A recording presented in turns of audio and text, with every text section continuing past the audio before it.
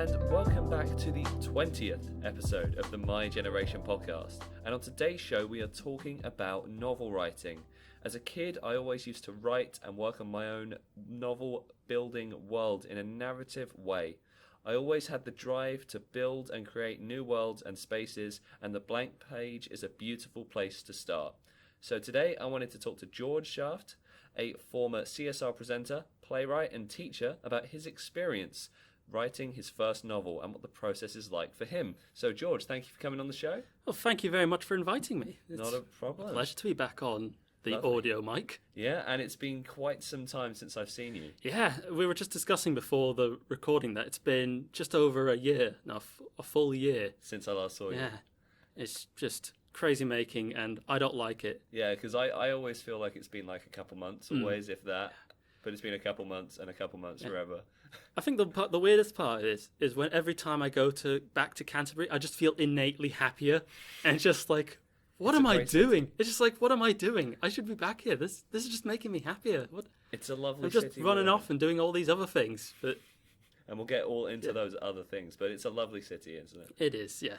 And so a lovely podcast too, by the way. Oh, thank you very. He's far too kind. Far too kind. We're getting all the lovely messages now, and he's a beautiful guest. So Jorge, can confirm, I'm the handsomest guest ever. If we ever do award shows for the podcast now, will that have to be a thing? But so Jorge, well, actually, talking about the fact we haven't seen each other in a while, would you like to explain to the people where we met, really? So what we used to do is we both used to go to the Marlowe Theatre's playwrights classes. So the Marlowe Theatre down in the centre of town in Canterbury does these various courses for the good people of the city to help them out, various different kind of theatre-related things.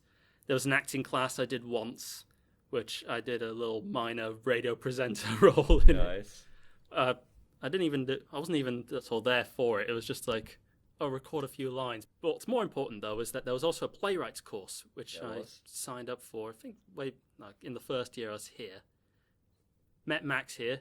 Oh, yes. And then we were there throughout pretty much the entire time. And we would trade ideas and write scripts for different plays and see where they would all go. Yeah, and we did that for quite some time. I mean, I did it for just over 3 years, I think, and you must have been at least a year and a half. Yeah, too. I think I was doing it for about 2 years and a half or so, because I know at one term I skipped out on it. I remember now, it's the second half of my second year because I was too busy studying and campaigning. Lovely. And we also spoke to Cleo in the 4th episode of the podcast. You can find the link to that in the description, because we talked about the theatre and writing group, because I met Cleo she started just after you left, so I don't know if you ever met her. I don't think I did then. But that's the theatre angle of it. So we've talked about theatre. Now let's get into the main crux of what we're here to talk about, your novel writing. Yes. So for the past, I'd say probably 5 years, I have on and off been writing a very large, very expansive novel. I actually promised to try and finish it, but I immediately realised after the message that I had just promised the impossible and was a fool's errand. That is a promise, by the way, everyone. It was one hell of a promise. I'm ultimately about probably 6 or 7 chapters from the end of it. It's been a long time in the making. It's involved a restart and the whole 9 yards. But yeah, it's good to be in the final straights, get it all down. There's going to be a big battle at the end. I love battle scenes, so looking forward to it. Could you build a picture of what genre you write in? So I tend to write in sort of like the fantasy and in the science fiction settings. These are the settings that I feel have the greatest potential for a world building kind of thing, and that's really my wheelhouse. I like to build places, I like to build settings, I like to build civilizations and have like the weird intricacies and the uniqueness about them, and then kind of plop characters in there. So do you spend quite a lot of time before you start writing focusing on building a world, so when you actually get into the writing process it's already there, or does the world building come out as you're writing? Well, there's always going to be a bit of both in it. Sometimes I start writing and I notice some little thing crops up in the middle of it and go, hey, well, that would make a lot of sense. That's a logical extension of what's already here. Yeah. So, of course, that would happen. So, for example, there was one point in the novel when I was writing it, the novel is set very much in the far future, and there's now multiple different species of human. And at one point I had a person eating a piece of fruit. I realised that it's been so far in the future at this point that the fruit themselves would evolve to the fact that humans eat them. And so I had it be sort of an ergonomic thing, just the right size for somebody to just pluck it out of a tree. And very easy to peel for human fingers and so on. And is specifically has evolved to become very sweet and very nice and juicy. Yeah. And so that's quite a subtle example, but I imagine that goes for most of the world. Yeah, there's a lot of that sort of thing that's going on in there. But that was just an example of something I didn't plan before I was writing until I thought, hang on, this character eating a fruit, he's not going to eat like an orange like we know it. It would be an orange that's adapted to the times and adapted to the reality it's in. That's the more spontaneous example. What are some of the examples of stuff that you planned before, before you even put pen to paper? So for that particular novel, pretty much everything else, I'd say, probably. Yeah. It's do you want me to go into like the whole shenanigans of what the setting is? Of course. So the setting of it, my novel's called Survival of the Fittest at the moment, and I think I'm going to stick with it because people generally react quite nicely to that. Okay. And the setting is based in a very far future after some kind of terrible disaster, nuclear war or something, that's fundamentally changed a lot of the Earth's kind of geography and the way it works. But what has happened is that humanity first evolved an even better version of itself, which ruled then the world for 1,000,000 years in an empire that, it's now just been so long that people just kind of go like the early days of it is just myth and legends. But we know that the whole world was unified under it and so on. And they like to pretend it was all fun and daisies while it was the empire, but then it's like no, there was actually a lot of chaos and things that happened in it. That's just human history. So you've had to sort of build the pre-world battles as well, all the stuff that's happened. That's one of the bits I find funniest, actually. Another example of something that's not come in the writing, but has really stuck in my head is that at one point I made up just like, oh yeah, there was this one event that happened in the Imperial Age, and it's just the character recalls it as like an example of like hypocrisy. Yeah. And the more I think about it, it's like the more I just get in my head like the whole build-up of what that event was and who everybody was in that kind of event and how it shaped things and how it was actually sort of a subtle example of it. The trick in that one event was in the novel it's called the Irgendwann Rebellion, but it's very strange that they call it the rebellion because the rebellion actually won back in those days. Yeah, but it's just kind of subtly rewritten, like, oh yeah, no, it was the rebellion, as if no, it doesn't matter that we actually had an entire change of government and like the next dynasty that ruled everything for thousands of years was the direct descendants of the guys who won that war. No, but we can't have it that, that change happens and that the world evolves and that, sometimes the rebels win. So we're just going to call it the rebellion and just kind of sweep that under the rug. So you like to focus on quite large issues. Yes. Change and a sort of a recycling of life, really, is it, almost, in the way that a civilization falls and rebuilds? Yeah. I'm a big history fan. I studied history. And that is often very much the case in terms of just human history, and I find that just very interesting. I think it's very important to see that, oh no, things weren't always the same. Things didn't always happen in the way you imagine them to be, or if they did, that's only a 50-year time period often. Yeah. So in your world building, does your story stay in one specific area of history, or does it go through a lot of time? Well, they're always set within somebody's lifetime in some way.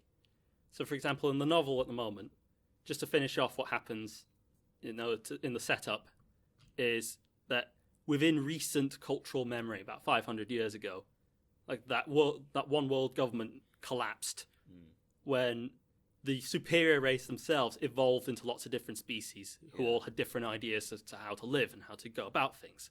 But the rump state of this one world government spots a chance to, go for reunification again. And they go about this by taking on the only country that can really go toe-to-toe with them on a one-on-one and make sure to dunk on them with a bunch of allies.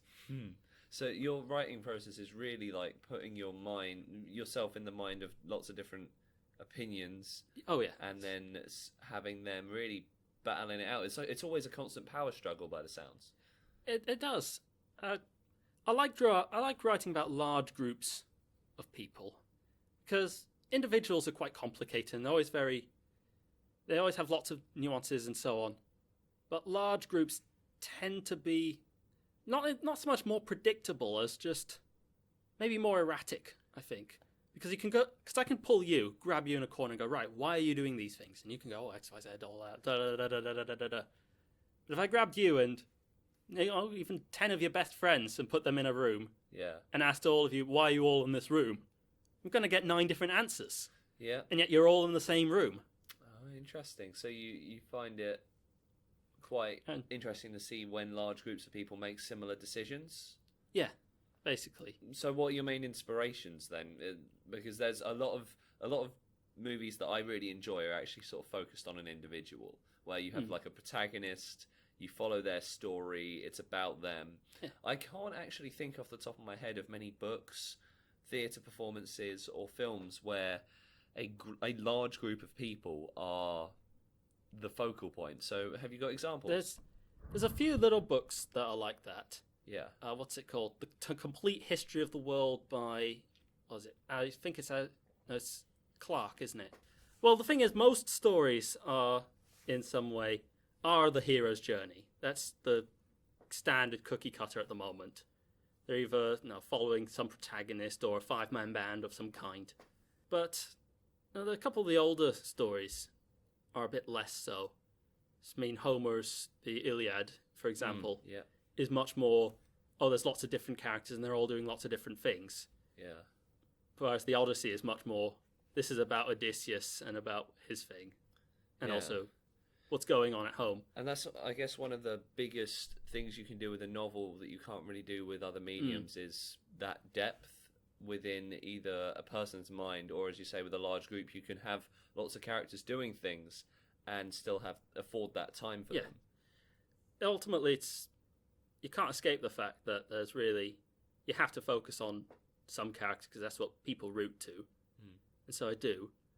But basically the bottom line is I like to put them in a big context, basically.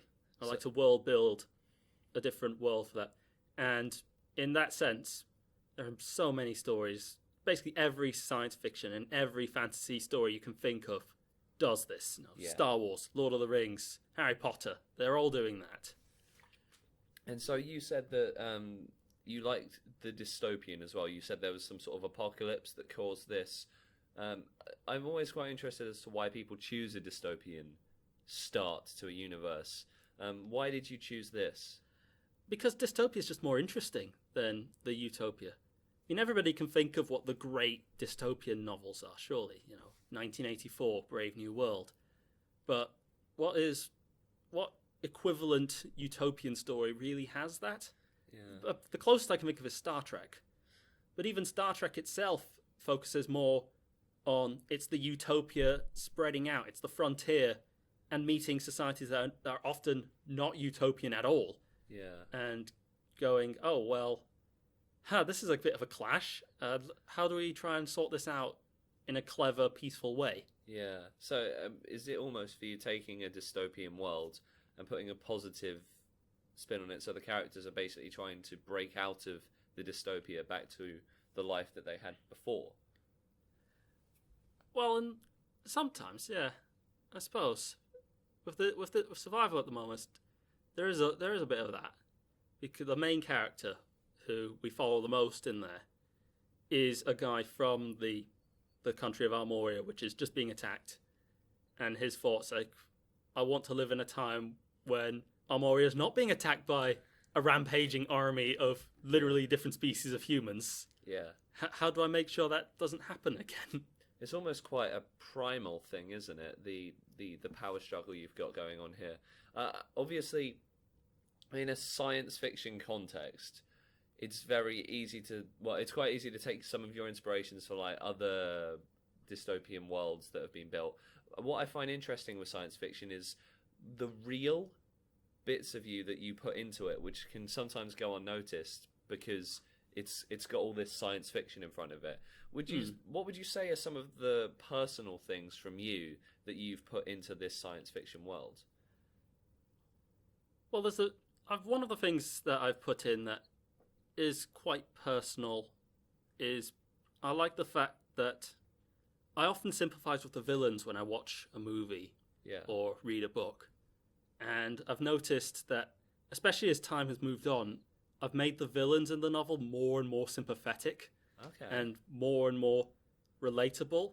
Yeah. And often, actually, I've especially noticed it in the sense that neutral characters in the novel, more often than not, tend to be more leaning towards the villain's cause. And a big part of the novel is actually the heroes going, we need to change the message, change the narrative. And how do we reframe the argument to make it that we're actually the good guys after all, trust us guys. So is it a little bit like Thanos in a way, where you've got someone who's trying to do something that on the surface is terrible, but on the other hand I mean, it's a crazy idea, obviously, but there is sympathy to what he's doing. I was actually thinking about Thanos before coming here, because I came to the realization that he is in many ways the quintessential, sort of the perfect villain for our decade, almost. Because he is somebody who is just it's become very fashionable, I've noticed, to kind of hate humanity and to hate just like the way everything is going and so on. And so here's this guy who's just like, hi, my agenda is just kill half of everything. Yeah. No, I'm going to... It's simple. And I'm going to do it because I think it's the right thing to do. Who's with me? Yeah. And so... And then the movies... And then the movies spend a lot of time with him and him thinking about why he wants to do this and why he thinks that's the right thing to do. Yeah, and he seems quite sure in himself. Yeah. And obviously he knows he has to make sacrifice. So in the context of sacrifice, I think it's quite interesting because obviously, and we're going to talk spoilers for Avengers: Infinity War and Endgame here because do we want to? Do we want? I think so. I can toss a coin if you want. They've been out long enough. The people have had their time. All right, well let's go. Have you seen both of them? I have seen Endgame and I've seen the majority of Infinity War. Okay, so if you've seen the majority, you know where he gets to sacrifice Gamora. Yes, I did know of that. Moments like that. Would you say that you have characters, I'd especially be interested if they're villains, that have to make sacrifices as your book goes on? Yeah, in the first draft, unfortunately, I had to cut this part. I did have sort of the main villain end up having to take out a subordinate because the subordinate was getting in the way. But he wasn't taking any pleasure in it. It's just like, I'm sorry, you've got to go. This is not good for like our agenda here, but we're trying to do the right thing here. A tactical decision rather than a personal one. Pretty much. Just hardest decisions to make. Yeah, and there's also but that's not in this draft, I'm afraid. It's like not happening. So interesting. It's the expanded universe. Yeah, that's the beyond the story moments. Although talking about drafts, you said in the first draft, how many drafts have you been through then? I don't know whether to call this the second or the first draft, the one I'm at the moment. Okay. Because I didn't finish the first draft that I mentioned there. The way it ended up happening was that I started it way back in 2012, somewhere like that. Wrote about 2/3 of the way through. Stopped for 4 years, and then came back to it. And by the time I came back to it, there was obviously... I'd grown as a person, I'd seen all these different things and learned a lot and realised that's like, no, this isn't the story I want to write anymore. Yeah. So now I have to go for that. So it's literally been changing and evolving with you as you go. Do you have anything like that with you, actually? Yes, yeah, I do. I wrote a story called Left back in about 2012 as well. So I was sort of halfway through secondary school. And that story ended up being the biggest thing I ever wrote. It was I started it based off of coming off the back of Lost. I just watched all of Lost and really enjoyed it. And I wanted to do my own thing, but in a book context. and I just kept writing and writing and writing, and I would come home from school as a kid and just keep going with it. I haven't touched it since about 2014, 2015, but I've still got it all. Made sure I could not lose that. I had to keep a hold of it. How many words? Oh, that's always a little nice horrible question. It's 110,000 words. Pretty impressive. Which isn't bad for a 14-year-old, but it's never gone anywhere. It just sits on my computer. I may revisit it, but what about you for word count then? Oh, for this one, probably more like 200,000 at the moment. It's divided into 4 parts. Okay. And each part has been averaging about 70,000 words. Now, what's interesting what you said about parts, I say traditionally, you've got 2-act structures, so theatre, where you've got the first act, interval, second act. So theatre's a very 2-act structure. Then you've got cinema, which is traditionally a 3-act structure. What made you choose 4? Basically, the fact that I decided to split the middle part in 2 is basically the reason why. The way the typical 3-act structure goes, there's the beginning where you introduce everything, you introduce the world, have the character, and you also introduce the conflict. Then you have the middle part, which typically sees it going not too well for the heroes, but also has the hero learn from it, get the new lessons, no matter what it is. And then the third part is the hero coming up to the big climax, the big end struggle, and usually triumphing. That's the story that's the pattern you'll see in almost every story, be it about a college student who needs to revise for their exams, to being Spider-Man and Iron Man needing to save the universe from a crazy purple guy. But I decided for this that I wanted to do it where there was the first part is an introduction, gets it all in there. The second part is that struggle, but also the struggle going badly. And with everything just collapsing. Right at the end of the second part, if memory serves me right, it sees the fall of a city, which was very important and saw a lot of conflict and drama there. And it's like, oh no, this is not what we want. And the third part was realizing this is going badly because we were doing this wrong. And so starting to implement those lessons. And still not working for them because it's too little too late. But they're still going for it. They're still looking at everything in the new light, trying to sort everything out. And then the final part's carrying it through to the finishing line. And it's so almost is chapter 2, learning a mistake, and then part 3 is almost you have another try. Oh, basically. Yeah. So you're giving your protagonist almost a chance to redeem themselves. Is redemption something that's quite key through this? Well, now that you mention it, I hadn't really thought of that, but now that you mention it, there is actually quite a strong kind of redemption element to it. So the main story of it is it follows this guy who decides that since he doesn't like his country being attacked, he wants to save it. And realizes that the best way of doing that is to go be a diplomat and try and convince the old-style humans hidden in the worst places in the world and convince them, hey, by the way, you like doing your own thing in your own little place, right? And going to them. But he abandons the mission at some point and just kind of runs off and does his own thing for a little while. He keeps telling himself, oh, no, I'm still doing the mission. That's why I'm hiding away in this little city that's nothing to do with anything. But has he sort of like lost his way? Kinda, yeah.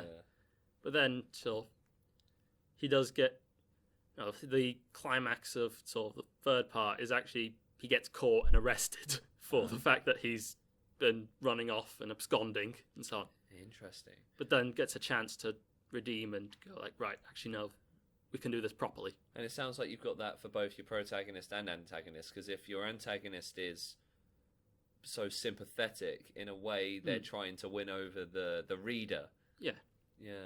Well, what happens with the antagonist, I decided to do something a little fun. It follows a colonel who's fighting for the bad guys. Yeah. And he's doing his thing, and he gets roped into a dodgy project with a quite nasty boss, but in the Thanos sense of like, I'm nasty, but it's for a good cause. Okay. And he gets the crisis of like, do I want to keep the fight? But then, unlike in many stories, in many of these things, I decide to have him actually choose to stay on with the baddies and go like, it's still the right thing after all. So you're really sort of playing with people's moral compass. That's a lot of fun. Yes. Yeah, it's like I don't know if you've seen the movie The Wind Rises. I've heard a lot of good things about it, but I've never actually watched it. It's a Miyazaki movie, and one of my favourite aspects of it is the main character is an engineer. He just wants to design planes, but the only outlet he's got to design them is for World War II planes that are going. It's the one of the... I know which one it is now. It's the one of the Mitsubishi Zeros, right? Oh, I don't know the exact names of them off the top of my head. That was the recent one. It's worth watching the whole thing, because it's interesting watching someone who's doing something bad, but he's not a bad guy. You follow him up till that point, and he's just a regular citizen. Yeah. And he just wants to make planes, but the only place that's funding the creation of aircraft at that time in the story is World War II fighters, which are going to kill the people that are watching this. It's and that movie often plays to the disconcert and the contrast between him just kind of like, oh, look at me, I'm just drawing planes on a piece of paper, isn't that fun? And then showing that plane made into reality and then flying off and machine gunning human beings, pretty much. So you said you enjoy playing with the moral compass of people. Are there any particular reasons? Just for fun, really. Wish there was more something to that. It's more fun, really. Like, it's what I enjoy. It's also what I enjoy seeing, reading about in history as well. And why is that? Just, I guess life's complicated, and so should fiction, right? I mean, you do the same thing. I know that from some of your stories. Yeah. You've done something similar. I mean, I was very experimental in the theatre writing group. We'll yes, say you that. were. Yeah. I would annoy the guy who runs it every week with a stupid script that was it had nuggets of gold, but it was just all written wrong. Hey, we all enjoyed reading them out anyway. Yeah, they were good fun to write and then read out, but that's the whole theatre animal. Yeah. I'll probably have to do have a podcast episode just about some of my theatre projects in the future, but you can let us know if you want to hear that. Just thinking about how some of those projects you did. Yes. Anyone in particular you'd like to tell the good listeners about? What ones would I want to revisit? Were you there for when I wrote the one that goes backwards? Yes. Yeah. Oh, that was one of the best ones. I'm definitely going to be submitting that to places, and I'm just in the process of going back to it and tweaking. So you never... A couple of plays have been taken places, but that one never made it. Oh. But I only sent off the first draft, to be fair. I need to revisit it before I send it places. That's the main one I want to send off, but there's plenty of plays waiting in the wings. I think trying to juggle medium is quite big for me. So what I want to put to radio, what I want to put to film versus theatre. Is there a reason, or because I think we've established a few, but to you, what are the reasons that you chose novel writing for this story? It's because I feel like it's the only real medium that does justice to the fact that I spend so much time setting up the world and setting up how it works. You watch a play, you're constrained almost by what's on the stage. Yeah. And so, if you remember from the playwrights class, I ended up writing stories that were set within our world. Yeah. Typically with some kind of absurd angle to them. Mm-hmm. I remember very fondly a draft I had where it was some guy gets told it's his last day, and just then everything tries to make sure that happens. Oh, yeah. I do remember that. It's like the alarm tells him it's his last day, and then immediately the ceiling almost collapses on top of him. And so sci-fi is a bit of a departure from what you were used to in terms of theatre. It's the complexity of the world you can create. Yeah, and it's the complexity of the story almost. Like a little story about little theatre story about some guy who's getting the ceiling fall on top of him. Yeah, versus versus planets. Some guy who's traveling from country to country to convince the people there, hey, go sacrifice your young men and women in a war. It's very political in a way, and we're not a very political show, but are there moments in history that are very similar to what you're writing about in this? Are there events you saw when you studied history that you were like, I want bits of that in my story? Oh, there's loads. I like some of the strange. I'm very attracted to all the strange and the unusual in things, and so I've definitely got elements of that in the story. For example, the idea of when a country doesn't change. Now, I talked about how countries change over time and all that, and that's quite important. But which makes the examples of when they don't change, when they don't reform, seem all the more stark by contrast. Yeah. My favourite example of that is probably the Ottoman Empire, which, yeah, barring a few minor kind of changes here and there, had practically the same political system in 1918 as it did in 1453 when it took Constantinople. It's like the whole idea is like the Sultan is comes about by having the kids of the previous Sultan all beat each other up. That idea was very long running. The idea of sort of like the Janissaries, of like this professional soldier class. Yeah. Now, it was not all that long ago in the grand scheme of things. No. In the First World War, when that had still been a thing, and they were this professional soldier class that was so into the traditions that they literally refused to update their weapons. And so it's quite funny to see in 1500 the Janissaries are these elite soldiers that take out everybody, and in 1700 they're still using those same old muskets, and so they're losing all the battles constantly. Wow, I hadn't really thought about it like that. Another one that's even more amazing for the Ottoman Empire was that they banned the printing press entirely for over 100 years. And then when they did allow them, it allowed one printing press that was only allowed to print what the government wanted. And that culminated to, by the time of the First World War, the Ottoman Empire had by far the highest illiteracy rate of anywhere in Europe, because it was like they literally not adopted this obvious means to get people reading. So it slipped behind. It slipped behind in a lot of ways. So do you have in your story communities that are more advanced and less advanced than others in multiple ways? So you talked about literacy. Are there other ways that there's big differences? Yes. So in Survival of the Fittest, one of the biggest sort of elements and one of the biggest claims to like the bad guys' legitimacy, to the Empire, and why they call themselves the good, and why neutrals go for it, is because they've put in a lot of effort to make sure everybody speaks the same language. Yeah. They speak the glorious language of imperial standard. That's just the way we do things. Yeah. And so it's a big shock to characters, the heroes, when they go to a city that's been cut off from everybody else for a very long time. Yeah. And they don't quite speak imperial standard anymore. No. And so they have to deal with this problem. It's like, wait, these are people who don't speak the world language? Like, how do you deal with that? How do you deal with that? This is very different. This is not what we're comfortable with. Because it's interesting with language, actually, because you can either, on the one hand, a unified language makes everyone a little bit more connected because everyone can talk to each other. But on the other hand, you lose the beauty of an individual culture. So is that something that you explore in your stories? Yes, and it's something that I'm very interested in real life. Yeah.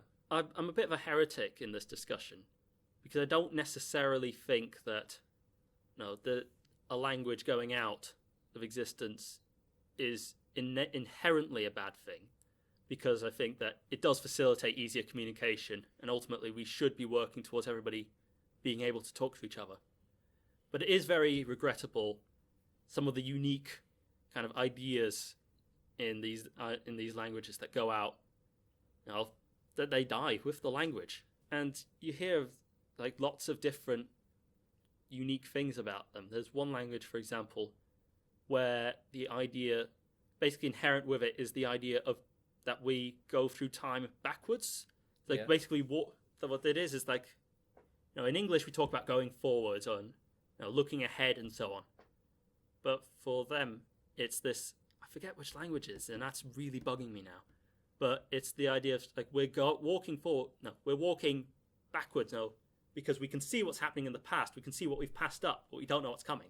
Ah, yeah. And so I find myself using the phrase "I'm looking forward to seeing you." I'm looking forward to going there. Always a constant ahead. Exactly, and then think also the implications on a larger scale too. I think it's fair to say that the English-speaking world tends to lean more kind of technophile, more kind of optimistic, maybe more towards kind of this idea of progress is very strong. Yeah, especially in American culture. But is that necessarily the case? Maybe, maybe not. But if we had a different language that didn't inherently have the idea of like looking forward is going forward in time, maybe that might be different. And who knows what could be the outcome of that. And it's interesting the placement of time within language. Have you seen the film Arrival? Yes, I have. So we obviously, I mean, I would 100% recommend people watch that before we get anywhere near talking about it. Yes. Because of what that does with language and the idea of communication with an alien species that you don't know if it's a threat or not. Yeah. The premise of that movie is that several alien spaceships just land on Earth and just go, it's like... They're just there. Yeah, they're just there. And humanity sends in exploration teams and they find these 7-legged creatures which they call hectopods. Yes. And remembered. Yes. The Philosophy Tube, which is a YouTube channel, made an excellent video that talked about that a lot. We'll mention it below. It's in the description. Go watch. But yeah, it's a great episode of that channel. Basically, there's like these aliens are just there, and they obviously want to talk because they keep writing messages like, "Oh, here you go." And so the story follows, a character who tries to decode what the language is and learn what does this cipher mean. What is the language? How do I talk to these people? These aliens, and determine what are they here for? Are they a threat? Are they a problem? So, do we want to go into spoilers? Go. So basically, yours. Yeah. So basically, the end result is that the linguist decoder realizes that the language, it does not follow linear time, and that just speaking it makes you able to predict the future. And she realizes that these flashbacks that she keeps having of her with a child that died, she realizes those aren't flashbacks. Those are flashes forward because she has learned this language. And because she has learned this language and its ability to flash in the future, she sees that the reason the hectopods are here is because they know there's going to be some big crisis in 1,000 years' time that humans will help them out with. And also that the way to make sure that humanity doesn't go to war with this alien race is then to call this general, this Chinese general, and tell him a phrase that was very meaningful to him to make sure that he doesn't launch nuclear weapons at them. I love the ending. It's like this great kind of this new ability gained just by learning a new language. Yeah, it's a very interesting movie in that respect, and the whole language perspective of it kind of comes out of nowhere. It doesn't seem, well, at the start it doesn't really seem like a movie about communication, but gradually becomes one. Yeah, there's a lot of discussion about the idea of the unknown and the idea of threat. Yeah. At one point, isn't there like a scene where these soldiers have a revolt basically? Yeah, because they're just afraid and they don't know what to do. Yeah, it's the fear of the unknown. Yeah, it's just we don't know, and we don't like the fact that we don't know. We need to do something, even if it's violent and on a bigger picture scale, the wrong thing. So in terms of our language, you can be looking forward to something that you know the outcome of. Like, I was looking forward to seeing you to record this podcast because I knew we were going to record the podcast. Yeah. But you didn't know that we would record the podcast. But then there's also an element. but there's also that fear of the unknown of the future. Yeah. Like when I watched Arrival for the first time, I didn't realize it was a Denis Villeneuve movie. If I did, I would have thought differently. But when I first saw it, I was scared of the monsters. I thought I was going to get a jump scare. Yeah. Well, they're big and shrouded in clouds. The movie makes a lot of effort to make that, And to make them mysterious and threatening. it's like the first Alien movie. You feel the threat the moment the characters get on board the spaceship. Oh yeah, very much so. And That movie also is very well praised for the fact that it uses darkness a lot. yeah. Because the models of the aliens, actually in the light, aren't that scary. And there's a deleted scene where there's one in the light, and it's Yeah. a bit of a joke, really. But keeping But keeping them in the dark, only having the relevant section kind of appear and hiss at you, like very, very good at building the suspense. Very, very good at making you afraid of what's out there, what is in the darkness, what's coming to get us. So what you're kind of doing with your big world building, you've almost got people afraid of where their civilization's going next. Yeah, actually, I do. I do put that in there a lot. So one of the things, not this particular story in Survival, that's not so much. But there's another little world I have in particular. It's working title's The Dark Renaissance, but not really kind of a good title, I think. Looking for a new one. Suggestions below. Well, titles are malleable. Yeah. But the premise of that is basically a bunch of people living on top of a table mountain, a flat mountain, who have to deal with the fact that in the forests live a bunch of vampires. Okay. Who go out and fight. You go out and fight them and try to make more vampires. The way I always sell it is it's Napoleon versus Dracula.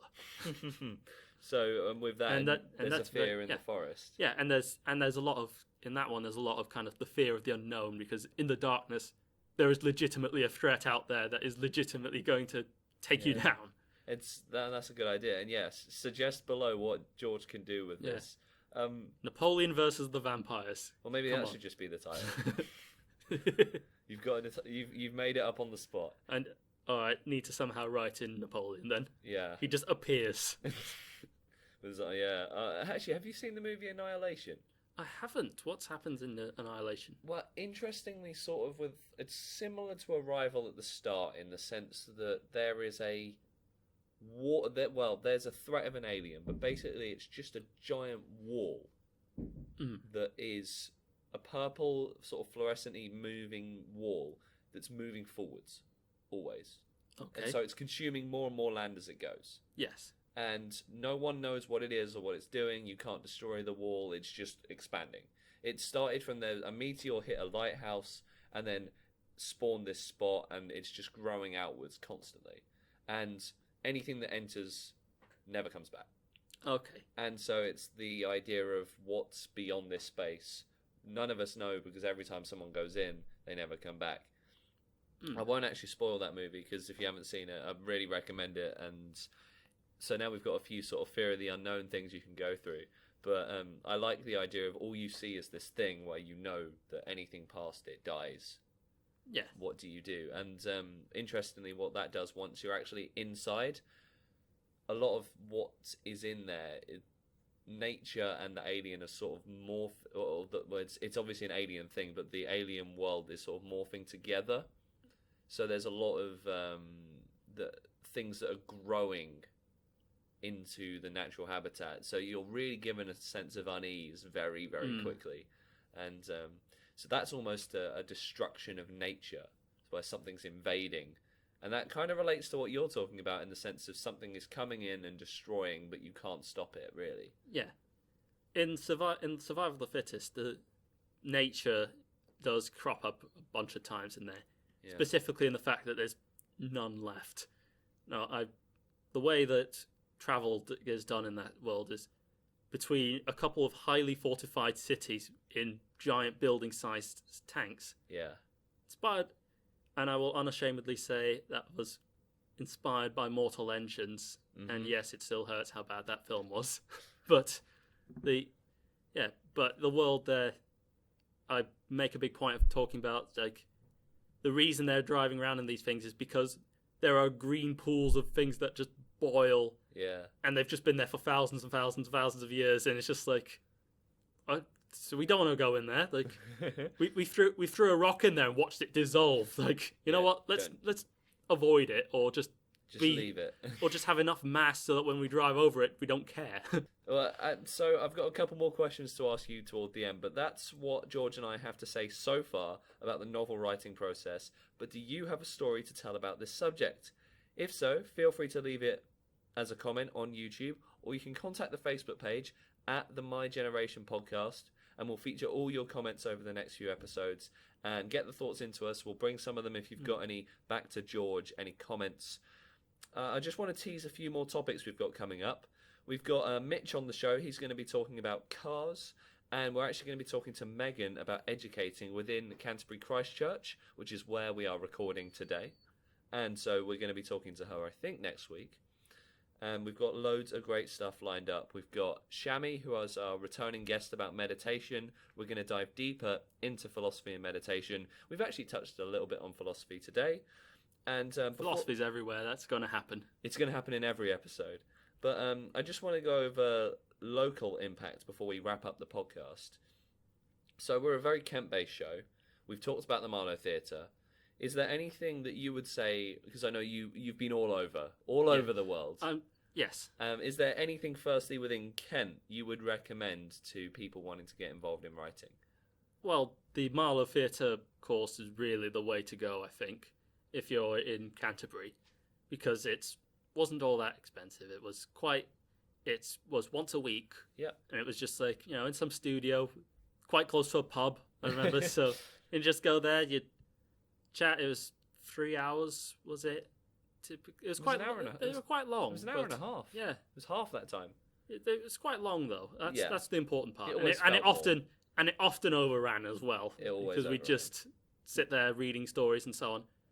Now that's good not only from the sense of you get to be involved with writing and you get to do that, but it was also really good for the discipline. That's something I always struggle with. It's just the discipline of today I'm going to sit down and write for an hour.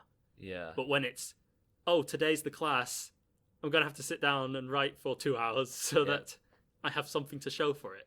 Right, now we're going to go back to George in just a moment to completely wrap up this week. I've got a couple more questions I definitely want to ask you about the novel writing process, but there are future topics that we're still looking for people to talk about. So we're looking to talk about, just for an entire episode, someone to talk about philosophy. Whether you study it, you're involved in a university society, or if it's just a hobby, we want to hear from you if you're aged between 18 and 30 and live in Kent. You can always contribute also by going to the Facebook page where I post questions and feature your answers in future episodes. And we're also looking for a graphic designer still. We want someone to talk about graphic design to come on the show and put it to us about your process of creating things visually. All of the links are in the YouTube description. Now, I just wanted to have a few more questions before we wrap up. I wanted to go back to the book and specifically ask you the hardest question of why are you writing it? Well, you see, that is a good question. I've always kind of had the idea of just stories. Like some of my very earliest memories are just like making stories. And a big constant refrain when I was a kid was people saying, write it down, write it down, write it down.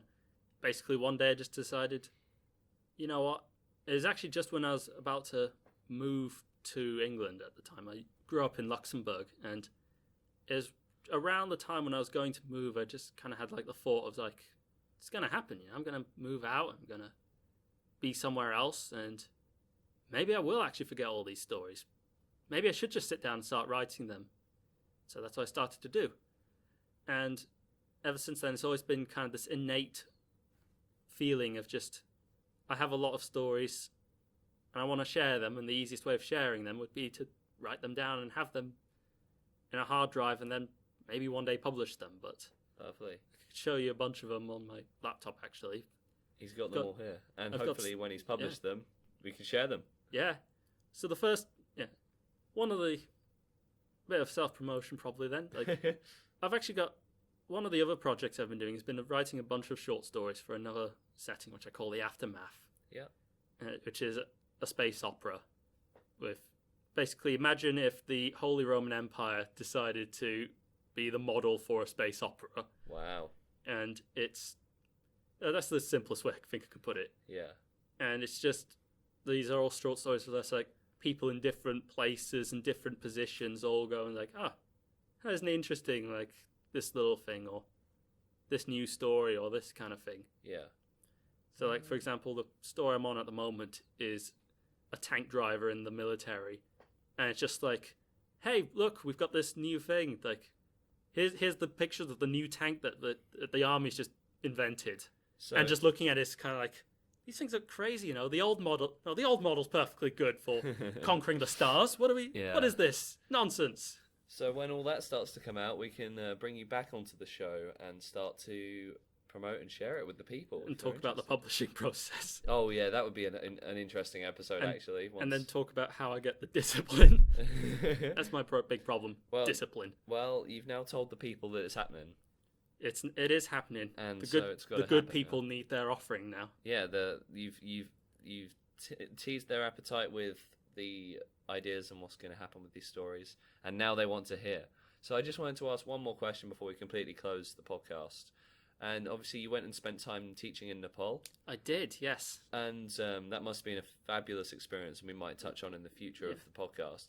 But is there anything that you learned from a writing perspective when you were over there?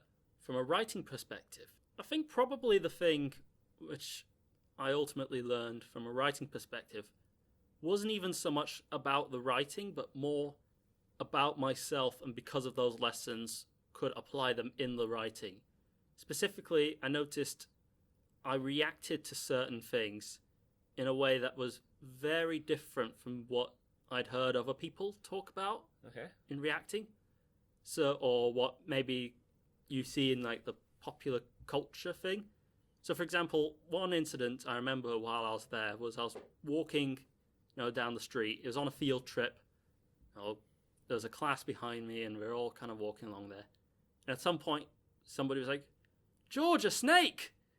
And I looked, and crossing the road right in front of me, maybe about a foot in front of me, was this quite big green snake, slithering quite quickly. Yeah, towards you. No, it was just crossing the road. And now you see, I'd always thought like my reaction to something like that would probably be like, "Oh my god, a snake," and like something like that. My reaction was like, "Oh, cool, a snake." And it was especially weird now because afterwards, of course, I made up to look up what it was. Yeah. And it turned out it was actually a genuinely dangerous snake. It was called, I think it was called like the Green Gardener or something like that. Okay. And it's like, that was a snake that if it had bitten me, I would have needed the hospital fast. Yeah. No, I would have expected, and you see people online talk about all the time, like their reactions is like, snake, terrible. But then my reaction was just like, oh, cool, oh, that's amazing, that's cool. I want to look and you were curious. Yeah, I want to see more of it. I want to find out everything about this creature. Yeah. And so because of that, I think sometimes like, when I'm writing in the story, like not so much, characters in this situation, obviously they would react like this. It forces me to think more, no, this character is in the situation. Not you. How does this person react? Because that's not going to be the same as, online you have jokes about, spider, pull out a flamethrower, but would every single character within my novel react in that way? And I realized, well, no, they wouldn't. Some of them would be like me. They'd go, oh, that's interesting. Others would ignore it. Others would probably get angry or whatever. Yeah. And so I think that's probably the biggest writing lesson I learned. Well, that's lovely, and we might even be able to get you back on to talk about the Nepal experience as a whole. That and also the fact that when you climb up a hill in Nepal, you can bump into a crazy old man in the woods. Nice. and we'll leave the people with that as an out of context comment. Yes. So you can only imagine the experience. Well, thank you for coming on and joining us today, George. Oh, it was a pleasure. Thank you very much. Not a problem. We'll definitely get George back on the podcast to further expand. And talk more in this kind of oh, it's about writing, but actually just a contradictory hot mess of lots of different things. This podcast is your favourite hot mess every Thursday at 6 o'clock. Yes, and that's the self-promotion I'll do for this episode. Well, thank you for joining us, George. And so we've still got tons of great topics coming up. We've got teaching, we've got cars, and Harry's still coming back to talk about swimming as well. All that and more. And George is definitely coming back on in the future, correct?